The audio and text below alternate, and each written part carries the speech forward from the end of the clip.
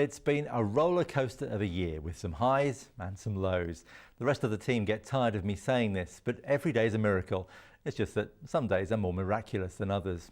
Our on-air date was set May the 21st before some of the team had even been employed, and it was a steep learning curve for all of us. Although I'd worked for BBC Television back in the UK, that was 11 years before. And in the decade I'd been working for Newstalk ZB, the technology had moved on hugely. Other team members had come from a purely radio background. We had a lot to learn. Unfortunately, the month of dry runs and rehearsals that had been planned before the on-air date came to nothing because all our computers and equipment were held up by the manufacturer in Malaysia. So that month became just 3 days. The first day we discovered how ill-prepared we were. The second day we discovered it was worse than that. And on the third day we wished we had another 27 days. And then on Monday, May the 21st. On Nzone Tonight. How does New Zealand deal with its boy racers? A novel solution to the lack of prisons. The hunt continues for a kidnapped 4-year-old girl and bringing help for a suffering Sudan. Hello and welcome to the first edition of Nzone Tonight. In the next half hour, we'll be bringing you the latest news from home and around the world. Tauranga Police... I can't remember much about that first programme other than the fact we started on time and finished on time.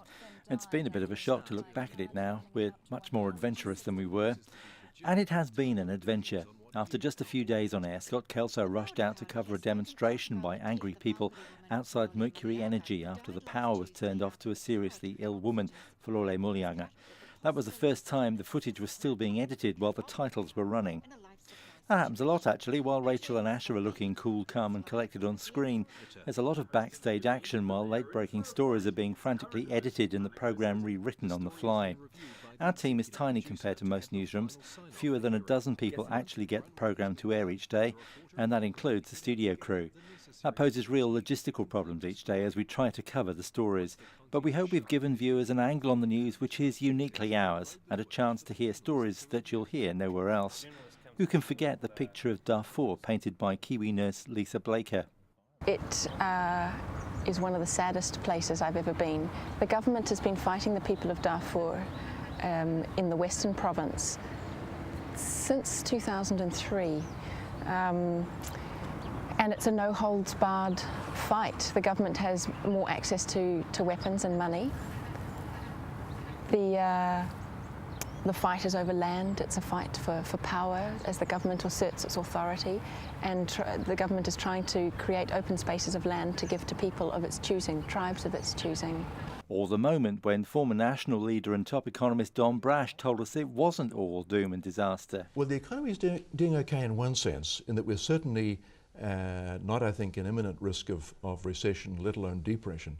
What worries me is not these relatively short-term issues, but the longer-term question of our living standards and the growth in those living standards. And the really worrying thing right now is not, to me, the relatively short-term pressure on the exchange rate, painful though that is for many exporters, but rather the fact that our growth in productivity, the growth in output per person, is very slow. We were the first people to talk to the Mulianga family after Falole's death, and later their family spokesman Brendan Sheehan told us what it was like for a normal family to be caught up in the middle of a personal tragedy in the full glare of the media spotlight. Oh, it has been tough, but it's also been quite deliberate. Lopa, my uncle, asked me very early in the piece to deal with the press. His English skills weren't great, and the family's going through an enormous amount of grief and just wouldn't be up to it. And as you know, we've had enormous media interest from New Zealand and around the world. So I have been requested by the family to do the job, and I'm doing it for them to the best of my ability. And of course we were part of the same media spotlight which shone on the bereaved families of Elim College following the canyoning tragedy earlier this year. That was tough for us. Some of the bereaved were friends and colleagues. But the sensitive coverage by Scott Kelso and Todd Simmons was picked up by other TV stations across the world, including the US, Canada and Japan. Yeah, we think it's important that the kids are here. They can relate to each other, relate to counsellors, whatever, rather than sitting at home. It's not been all bad news though. We had a ball at Parachute, working with the Life FM team to put together a half-hour documentary broadcast on the final day of the festival itself. The crew from C4 told us we were mad to try it. We probably were. all the gigs have just been amazing, you know, like we just had such good turnouts. It's been so encouraging, and I think it's like our 7th festival we've played at, you know, so we could be crusty old fellas by now, but people are still digging it, and every year's getting better. It's just awesome. Like, you get to do what you love and just meet so many people, and I just don't have to work in a factory anymore, you know.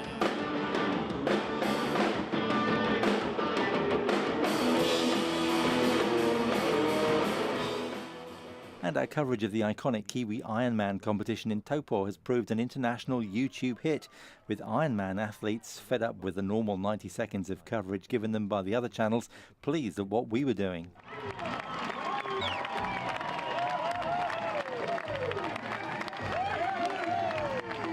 Cameron Brown finishes first. His wife and sons are waiting for him at the finish line. Kieran Doe is third. And we hope we've given you an insight into the lives of real Kiwi people, often ordinary people like you and me, but who are living remarkable lives. Anti-drug campaigner Mike Sabin. Well, the link that I draw is basically from looking at the problem in the United States, where they've had the problem of crystal methamphetamine or pure methamphetamine for some 30 years, and in 10 years we've come as far as it's taken them 30 years to get. But what you typically see there is, as the purity of methamphetamine rose, so did the crime rates, and as the crime rates rose, issues such as child abuse and domestic violence rates were also increasing. As the purity went down, those crime rates went down. Former gang leader Tuhoi Isaac.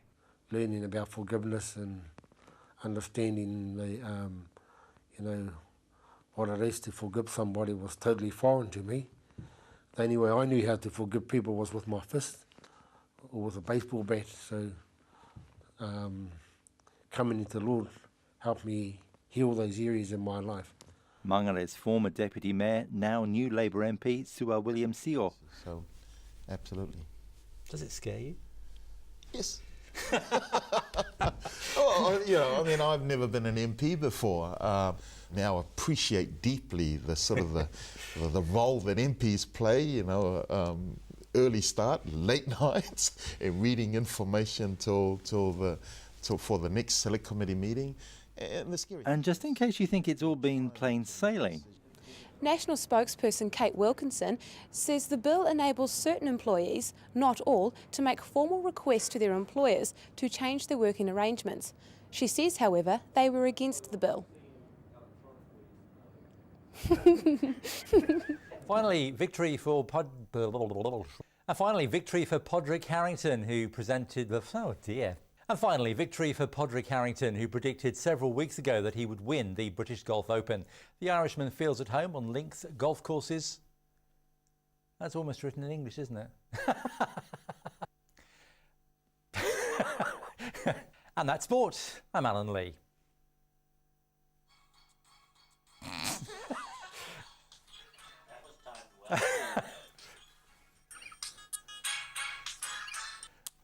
Hello, John.